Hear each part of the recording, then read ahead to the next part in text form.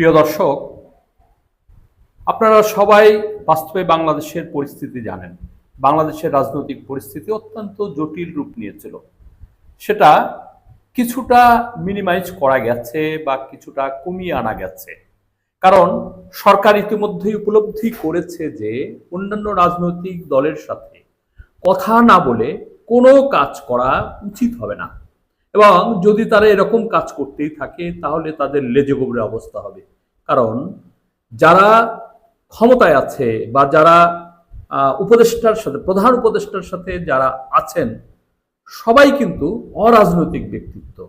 শুধুমাত্র 2-3 জন ছাত্র যারা আছে, তারা অল্প কিছুদিন ছাত্র রাজনীতি করেছে, তারা জাতীয় রাজনীতি করেনি, যথেষ্ট অভিজ্ঞতা নেই।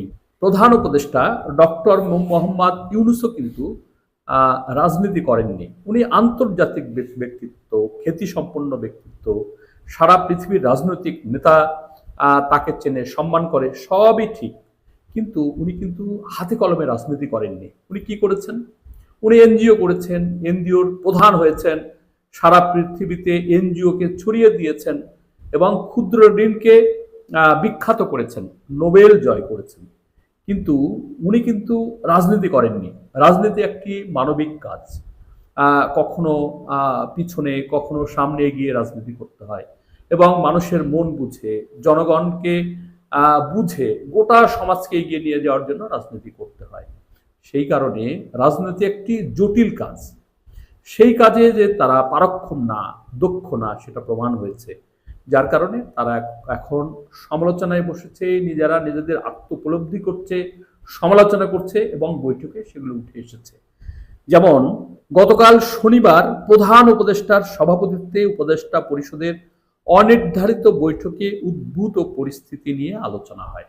ওনারা গোটা পরিস্থিতি নিয়ে আসলে নিজেদের মধ্যে আলোচনা করেছেন, বসেছেন। এইটা যদি না বসা হতো তাহলে সেটা হতো না, কারণ তারা সবাই নতুন।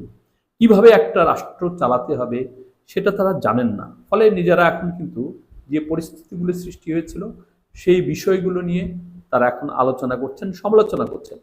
রাজধানীর শেরেবাংলা নগরে পরিকল্পনা কমিশনে জাতীয় অর্থনীতি কমিটি একনেক পূর্ব নির্ধারিত সভার পর এ বৈঠক হয়। গতকাল বৃহস্পতিবার উপদেষ্টা পরিষদের সভায় প্রধান উপদেষ্টার পদত্যাগের আলোচনার একদিন পর এ বৈঠক হলো। বৈঠক সূত্র জানায়, একাধিক উপদেষ্টা রাজনৈতিক দলগুলোর সঙ্গে যোগাযোগ বৃদ্ধির পরামর্শ দিয়েছেন, প্রয়োজন মতো আলোচনা করে সিদ্ধান্ত নেওয়ার পক্ষে মত দিয়েছেন।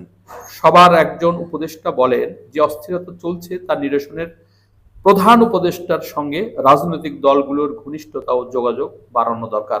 প্রিয় দর্শক, এটা কিন্তু দেশের অনেক রাজনৈতিক সংগঠন বলেছিল যে আপনারা আমাদের সাথে কথা বলেন, কথা না বলে আপনারা কাজ করেন কেন? এটা ফখরুল ইসলাম আলমগীর বলেছিল, আপনারা সব বিষয়ে আমাদের সাথে কথা বলতে হবে এবং আমাদের সাথে কথা না বলে যদি কাজ করেন তাহলে সরকার বেকায়দায় পড়বে। হয়েছিল তাই, কারণ তারা দুটো কাজ করেছে আপনারা জানেন। একটা করিডোর দিয়েছে, যেটা অত্যন্ত সেন্সিটিভ, যেটা একদম করাই উচিত না, এবং যারা ভোটে যারা ক্ষমতায় আসবে তারাও দিতে কিন্তু সমস্ত রাজনৈতিক দলের সাথে সমঝোতা করতে হবে। যদি সে সমস্ত দল কোনো যুক্তি তুলে ধরে সে যুক্তিকে খণ্ডন করতে হবে, বা কখনো কখনো এটা তারা বাতিল করে দেবে। রাজনৈতিক দলগুলোর সঙ্গে যোগাযোগ না বাড়ানোর কারণে দূরত্ব তৈরি হয়েছে, নানা ভুল বোঝাবুঝি হচ্ছে। এজন্য প্রধান উপদেষ্টার কার্যালয় থেকে একজনকে ফোকাল পার্সন করার পরামর্শ দেন তিনি। তার কাজ হবে নিয়মিত রাজনৈতিক দলগুলোর সঙ্গে যোগাযোগ রাখা, একাধিক উপদেষ্টার সামনে যে কোনো বড় সিদ্ধান্ত রাজনৈতিক দলগুলোর সঙ্গে আলোচনা করে নেওয়া উচিত হবে বলে মত দেন। আরেকজন উপদেষ্টা বলেন, বিতর্কে এড়াতে সব উপদেষ্টাকে কথাবার্তায় আরো সতর্ক হতে হবে। নির্বাচনের ক্ষেত্র তৈরিতে রাজনৈতিক দলগুলোর সঙ্গে সুসম্পর্ক রাখতে হবে, নিয়মিত সংলাপ চালিয়ে যেতে হবে। আবার ওনারাই বলেছেন যে পদত্যাগ করা উচিত নয়, মানে তারা নিজেরা পদত্যাগ করবেন কিনা, যে কথাটা একদিন আগে উঠেছিল সে বিষয়েও আলোচনা হয়েছে। বিএনপির নির্বাচনের রোডম্যাপের দাবি, ইশরাক হোসেনকে মেয়র হিসাবে শপথ পড়ানোর দাবিতে প্রধান উপদেষ্টার সরকারি বাসভবন যমুনার কাছে 3 দিনের অবস্থান এবং মানবিক করিডোর ও চট্টগ্রাম বন্দর নিয়ে সরকারের উদ্যোগের সমালোচনা সর্বোপরি সেনাপ্রধান জেনারেল ওয়াকারুজ্জামানের বক্তব্য প্রকাশ্যে আসার পর গত বৃহস্পতিবার উপদেষ্টা পরিষদের বৈঠকে হতাশা ব্যক্ত করেন ডক্টর ইউনূস। তিনি প্রধান উপদেষ্টার পদে থাকা না থাকার প্রয়োজনীয়তা নিয়ে কথা বলেন।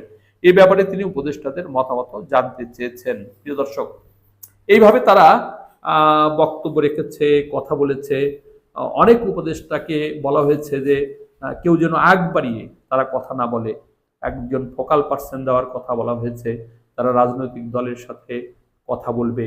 তারপরে এই যে নির্বাচন, তারপরে বিচার কার্যক্রম, সংস্কার, এই সমস্ত বিষয়ে যখনই কোনো সিদ্ধান্ত নেওয়ার প্রশ্ন আসবে তখন অন্যান্য রাজনৈতিক দল, বিশেষ করে বড় দলের সাথে কথা বলে নিয়ে তারা এটা করবে বলে তারা মতামত দিয়েছেন।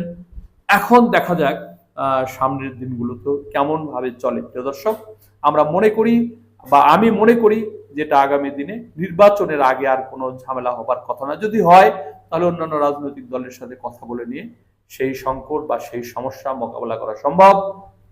সকলে ভালো থাকবেন। আজকে পর্যন্তই। আল্লাহ হাফেজ।